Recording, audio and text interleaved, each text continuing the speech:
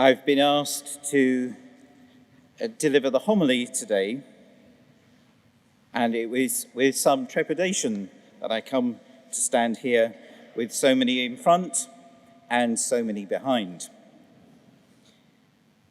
I was Archbishop Peter's private or priest secretary for all of his time here in the diocese, and so if there is anybody who spent more time in his presence during his 9 years as Archbishop, I can't quite work out who they'd be, because we travelled to and fro, up and down the diocese in the car together, and all sorts of other events. The homily was often entrusted to me to be delivered at the right moment into his hand. There is one notable occasion when it was left behind in the presbytery, and the walk of shame of his private secretary, because the entrance, of course, to the presbytery was at the back of the church. My homily has less pages than his. It's not the 20 plus of Archbishop Peter of A4. Mind you, his were in big type and double-spaced. He had this impression that if it was printed that size, he would be looking up in delivering it. He just kept his head down for more pages, as I remember. So my thanks to the Archbishop for this opportunity. Father, let your will be done, not mine. These words could have been Jesus' motto, a life choice that gave direction to all that he decided to do. As we give thanks in this Mass for the life and ministry of Archbishop Peter, I remember his motto: love is the fullness of the law. An inspired choice for a civil and canon lawyer and disciple, one called by the Father to episcopal ministry.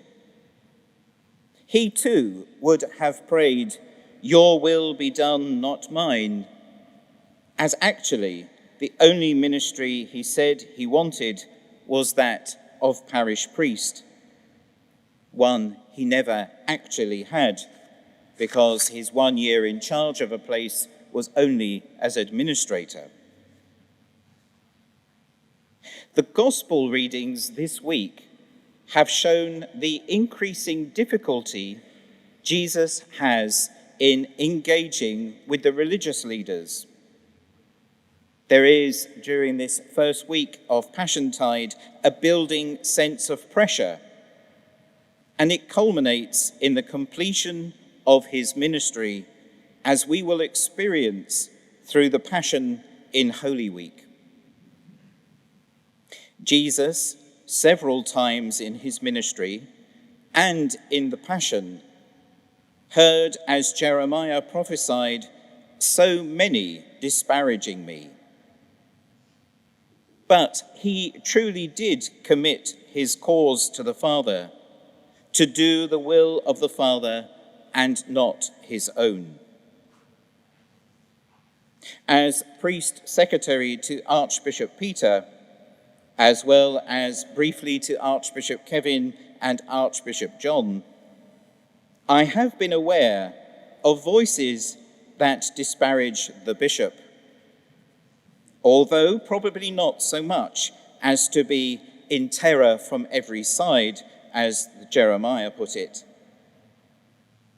These moments included meeting with the anti-papal visit protesters, being ridiculed by MPs when he spoke in parliamentary committee in defence of Christian marriage, and various other situations when the bishop is blamed for the decisions of other people. You can't please all the people all the time. You can only perhaps in anguish, call to the Lord, knowing he will hear your voice. In the gospel, as we've heard this discussion, Jesus could have brought those wretches to a wretched end. But in love, using the law, he tried to change their hearts. Archbishop Peter was faithful to the ministry of post-Mass farewell, meeting the folks, as he would say, as they left, and enduring the multiple photo calls of those with mobile phones. Few adults, however, would have been addressed in the way that he spoke to many of the older children who went past him, a subset of those he dubbed God's little people, who I then shortened to GLPs. He would frequently say to them, "Be good or try." He was no science fiction movie fan, but I think that if he had heard the Star Wars quote from Little Green Yoda, "Do or do not, there is no try," he would have rejected it as unchristian and unloving. Through the connection granted to us by Jesus, we can truly call God our Father, the Father who wants us to be and do good, but is always merciful to us when we fail despite trying. Thinking of the post-Mass photo reminds me of one challenge that I tried to carry out as private secretary, but ultimately failed. The episcopal portrait. Despite the long diocesan tradition, unbroken by the other bishops, he would not consider sitting for an artist to paint him. I can almost hear him saying, "Oh, stuff and nonsense, don't want to worry about that." I slightly wondered if it was because he knew he would not be painted with the cigarette in his hand. Although he had, as some would say, bad habits, he also had good ones and was a disciple of the Lord with a deep habit of prayer. There are many stories that can and could be told about his grace, Archbishop Peter, or Father, the down-to-earth bishop, the Battersea boy who didn't mind how he was addressed. Well, almost anything other than oi. His memorable confirmation homily, including the Palestinian equivalent of a cup of tea. The stories of his very colourful accounts of being asked to take on 3 different episcopal appointments. And having been around bishops for a number of years, his, for some reason, seemed to be far more convoluted than any other I have ever heard. And they were each convoluted in its own unique way. However, I leave the end of this homily to the words of Archbishop Peter from his installation homily here at this cathedral. Well, at least what he had planned to say. He didn't go back and touch them up, as I know that other bishops do.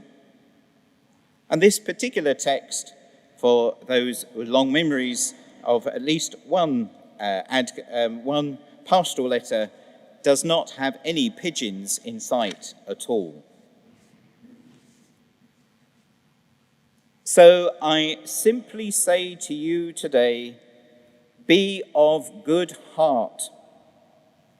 Never forget the words of the Lord. I am with you until the end of time. I suggest to you that our prayer each day should be, Lord, open my ears that I may hear. Open my eyes that I may see. Open my heart to receive your transforming and purifying Spirit. The fruit of that cooperation with the Spirit and with one another will be that we are gradually transformed into the light of the world, the salt of the earth. In that process of renewal, in the whole church, called for by Pope Benedict, we have much hard work to do. With the empowering grace of the Holy Spirit, I firmly believe that that work will bear fruit, fruit that will last, if all we do is rooted in the prayer of Christ himself. Father, let your will be done, not mine.